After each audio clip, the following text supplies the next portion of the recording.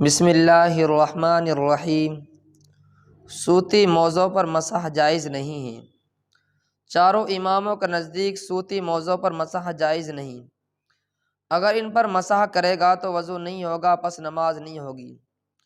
اور شیعوں کے نزدیک پیروں کا دھونا نہیں ہے، ننگے پیروں پر مسح ہے۔ ان کے یہاں دو اعضاء چہرہ اور ہاتھ مغسول ہیں، یعنی ان کو دھویا جاتا ہے، اور دو اعضاء یعنی سر اور پاؤں ممسوح ہیں، یعنی ان پر مسح کیا جاتا ہے۔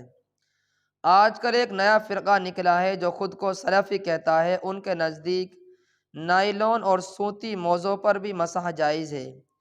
یہ لوگ در حقیقت غیر مقلد ہیں، اور چاروں ائمہ کہتے ہیں خفین پر یا خفین جیسے جورب پر مسح جائز ہے۔ حضور صلی اللہ علیہ وسلم کے زمانے میں خفین تو چمڑے کے ہوتے تھے، اور ایسے موزے آج بھی استعمال کیے جاتے ہیں۔ لفظ جورب فارسی سے بنا ہے، اس کی اصل گورپا ہے، یعنی پاؤں کی قبر۔ حضور صلی اللہ علیہ وسلم کے زمانے میں جو جورب ہوتے تھے وہ خفین جیسے ہوتے تھے۔ پس جورب میں اگر 3 شرطیں پائی جائیں تو ان پر مسح جائز ہے، ورنہ نہیں۔ نمبر 1، پنڈلی پر بغیر باندھے اپنے موٹاپے کی وجہ سے کھڑا رہے۔ نمبر 2، ان کو پہن کر بغیر جوتے چپل کے 1 فرسخ یعنی 3 میل چلا جا سکے اور وہ پھٹ نہ سکے۔ نمبر 3، اگر اس پر پانی گرے تو پانی چھن کر اندر نہ جائے۔ یہ 3 شرطیں جس جورب میں پائی جائیں اس پر مسح جائز ہے، اور سوتی، اونی اور نائلون کے رائج موضوع میں ان میں مسح کی کوئی شرط نہیں پائی جاتی، اس لیے ان پر مسح جائز نہیں۔ اگر کوئی کرے گا تو اس کا وضو نہیں ہوگا۔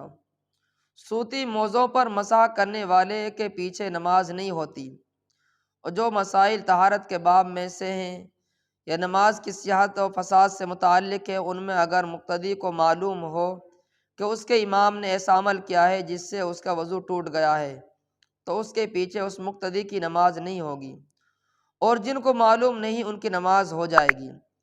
مثلا ایک حنفی ہے، اس نے وضو کے بعد اپنی بیوی کو ہاتھ لگایا۔ ایک شافعی نے اپنی آنکھوں سے اس کو دیکھا کہ وضو کے بعد اس نے اپنی بیوی کو ہاتھ لگایا ہے، اور نیا وضو کیے بغیر نماز پڑھانے کے لیے کھڑا ہو گیا ہے، تو اس امام کے پیچھے اس شافعی مقتدی کی نماز نہیں ہوگی، کیونکہ اس مقتدی کے عقیدے میں امام کا وضو نہیں ہے، اور جب اس کے عقیدے میں امام کا وضو نہیں ہے تو اس کے پیچھے اس کی نماز کیسے ہوگی؟ دوسری مثال، ایک شافعی کی نکسیر پھوٹی اور اس نے وضو کیے بغیر نماز پڑھائی۔ ایک حنفی نے اپنی آنکھ سے بات دیکھی تو اس حنفی کی اس شافعی امام کے پیچھے نماز درست نہیں، کیونکہ مقتدی کے اعتقاد میں امام باوضو نہیں۔ اسی طرح اگر کوئی سلفی نائلون کے موضوع پر مسح کر کے نماز پڑھائے تو جس نے اس کو مسح کرتے دیکھا ہے اس کی نماز نہیں ہوگی۔ یہ تقلید کا مسئلہ نہیں ہے، یہ اعتقاد کا مسئلہ ہے۔ جب مقتدی کے اعتقاد میں امام کا وضو نہیں تو اس کے پیچھے پڑھی ہوئی نماز نہیں ہوگی۔ حضرت تھانوی قدس سرہ کا واقعہ ہے، حضرت نے کانپور میں ایک اہل حدیث عالم کے پیچھے ظہر کی نماز پڑھی۔ عصر کا وقت ہوا تو اس اہل حدیث نے وضو کیا اور سوتی موضوع پر مسح کیا۔ یہ دیکھ کر حضرت تھانوی رحمۃ اللہ علیہ نے ظہر کی نماز کا اعادہ کیا، کیونکہ جب وہ عصر میں سوتی موضوع پر مسح کر رہا ہے تو ممکن ہے کہ اس نے ظہر میں بھی مسح کر کے نماز پڑھائی ہو۔